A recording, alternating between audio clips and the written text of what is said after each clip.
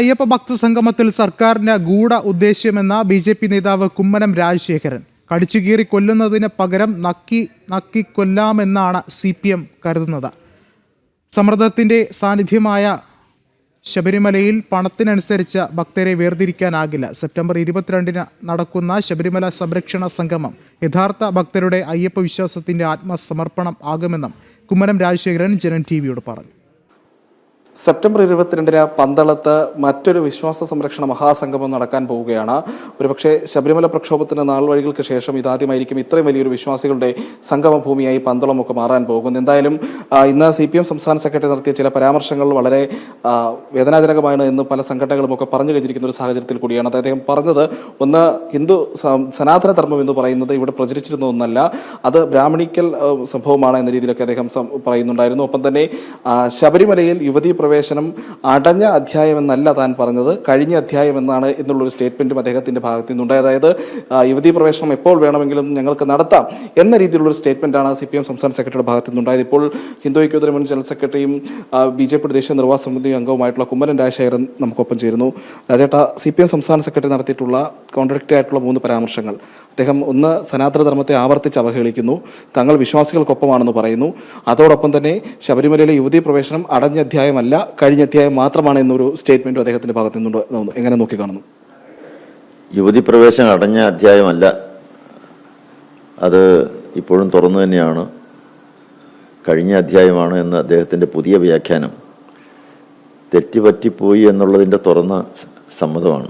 ഭക്തജനങ്ങളുടെ ആവശ്യം സുപ്രീം കോടതിയിൽ കേരള ഗവൺമെന്റ് കൊടുത്തിരിക്കുന്ന സത്യവാങ്മൂലം തിരുത്തണമെന്നുള്ളതാണ്, അല്ലെങ്കിൽ പിൻവലിക്കണം എന്നുള്ളതാണ്. അതിന്മേൽ എന്ത് പറയുന്നു? അപ്പം മർമ്മപ്രധാനമായ ചോദ്യത്തിൽ നിന്നും ഒഴിഞ്ഞു മാറുകയാണ്. എന്നാൽ വിശ്വാസികൾക്കൊപ്പമാണെന്ന് പറയുകയും വേണം. വിശ്വാസികൾക്കൊപ്പമാണെങ്കിൽ വിശ്വാസികൾ ഉയർത്തിപ്പിടിക്കുന്ന ചില ആവശ്യങ്ങളും ആക്ഷേപങ്ങളും ആവലാതികളും ഒക്കെ ഉണ്ട്. അതിന്മേൽ ഉള്ള നിലപാട് പറയണം. എങ്കിലേ ഭക്തന്മാരോടൊപ്പമാണെന്ന് പറയും. ഭക്തന്മാരോടൊപ്പമാണെന്ന് പറയുകയും ഭക്തന്മാരുടെ ആവശ്യങ്ങളൊന്നും കണ്ടതായും കേട്ടതായും പോലും വകവെക്കാതെ പോവുകയും ഒക്കെ ചെയ്യുമ്പോൾ അത് വെറൊരു നാട്യം മാത്രമാണ്, അതൊരു അഭിനയം മാത്രമാണ്, അതിൽ യാതൊരു ആത്മാർത്ഥതയില്ല. ഒരേ സമയം ഞങ്ങൾ ഭക്തരോടൊപ്പമാണ് എന്ന് പറയുകയും ഭക്തരുടെ വിശ്വാസത്തെ പരസ്യമായി ചോദ്യം ചെയ്യുകയും അവർ സനാതനധർമ്മം അയ്യപ്പധർമ്മം ഉയർത്തിപ്പിടിക്കുന്നവരാണ് അയ്യപ്പന്മാർ. ആ അയ്യപ്പന്മാർ ഉയർത്തിപ്പിടിക്കുന്ന വിശ്വാസത്തെ, അയ്യപ്പധർമ്മത്തെ, സനാതനധർമ്മത്തെ അവഹേളിക്കുകയും തള്ളിപ്പറയുകയും ചെയ്യുന്നത് എല്ലാം ഒരുമിച്ച് ചെയ്യുന്നത് എന്തിനാണ്? അപ്പോൾ ഒരു വശത്ത് കമ്മ്യൂണിസ്റ്റ് ആകുകയും വേണം, വൈരുദ്ധ്യാത്മക ഭൗതികവാദം കൊണ്ടുവരികയും വേണം, അതിൽ മുറുകെ പിടിക്കുകയും വേണം, അപ്പുറത്ത് അവസരവാദം കൊണ്ടുവന്ന് അതിനെ പുണരുകയും വേണം. ഇതാണ് രണ്ടും കൂടി എങ്ങനെയാ സാധിക്കുക? രാജേട്ട, ശബരിമലയിൽ 1 ലക്ഷം മുതൽ 3 കോടി വരെ, 3 കോടിക്ക് മുകളിൽ വരെ സംഭാവന നൽകാൻ കഴിയുന്ന 6 വിഭാഗങ്ങളായിട്ട് ഭക്തരെ വേർതിരിക്കുന്നത്. അവർക്ക് പമ്പയിൽ കാർ പാർക്കിംഗ്, ദർശനത്തിന് പ്രത്യേക സൗകര്യം, താമസം സൗജന്യം, അതോടൊപ്പം തന്നെ പ്രസാദ കിറ്റ്, ഡയറി തുടങ്ങിയിട്ടുള്ള നിരവധി ആനുകൂല്യങ്ങളും 10 വർഷത്തേക്ക് വാഗ്ദാനം ചെയ്യുകയാണ്. ജനൻ TV-യാണ് ആ വാർത്ത പുറത്തു കൊണ്ടുവന്നത്. അപ്പോൾ അത്തരത്തിൽ ഭക്തരെ, അതായത് ശബരിമലയുടെ തത്വമസി അത് നീയാകുന്നു എന്ന് പറയുന്ന സന്ദേശത്തെ തന്നെ ഇല്ലാതാക്കി ശബരിമലയെ ഒരു കച്ചവട കേന്ദ്രമാക്കി മാറ്റാനുള്ള നീക്കം കൂടി സർക്കാരിന്റെ ഭാഗത്തു നിന്ന് ഉണ്ടാകുന്നുണ്ടോ? സർക്കാരിന് ഇതിൻ്റെ പല ഗൂഢോദ്ദേശങ്ങളുണ്ട്. കടിച്ചു കീറി കൊല്ലാൻ നോക്കിയിട്ട് നടന്നില്ല, ഇനിയിപ്പം നക്കി കൊല്ലാം എന്നായിരിക്കാം ഒരുപക്ഷെ ഈ CPM കരുതുന്നത്. അവിടെ അതിൻ്റെ ഉദ്ഘാടന സമ്മേളനത്തിൽ മന്ത്രി വാസവന്റെ പിന്നിൽ എഴുതി വെച്ചിരിക്കുന്ന തത്വമസി എന്നാണ്. ഒരുപക്ഷെ എല്ലാവരും കണ്ടു കാണും, തത്വമസി എന്നാണ് എഴുതിയിരിക്കുന്നത്. അത് തന്നെയാണ് സനാതനധർമ്മം. ഇവിടെ മുസ്ലിങ്ങളെയോ ക്രൈസ്തവരുടെയോ ഏതെങ്കിലും വിശ്വാസ പ്രമാണത്തെ ചോദ്യം ചെയ്യുകയോ എന്തെങ്കിലും ചെയ്താൽ അവരിൽ നിന്ന് ഉണ്ടാകുന്ന പ്രതിഷേധം സ്വാഭാവികമല്ലേ? ഹിന്ദുക്കളിൽ നിന്ന് അങ്ങനെ പ്രതിഷേധം ഉണ്ടാകില്ല എന്ന് വിചാരിച്ചിട്ടാണോ ഇതൊക്കെ ചെയ്യുന്നത്? അയ്യപ്പൻ എന്ന് പറയുന്ന സങ്കല്പത്തിൻ്റെ അടിസ്ഥാനം എന്ന് പറയുന്നത് ധാർമ്മികതയാണ്.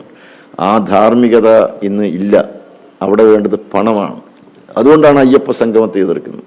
പണം പണം പണം എന്ന് പറഞ്ഞ് മാത്രം ഇതിനെ സമീപിക്കുക, അങ്ങനെയുള്ളവരെ മാത്രം പങ്കെടുപ്പിക്കുക, യാതൊരു നിർവാഹമില്ലാത്ത സാധാരണക്കാരായിട്ടുള്ള പാവങ്ങളായിട്ടുള്ള അയ്യപ്പന്മാരെ അകറ്റി നിർത്തുക, ഇതൊന്നും ഇപ്പോഴത്തെ കാലത്ത് ഇതൊന്നും യോജിച്ചതല്ല.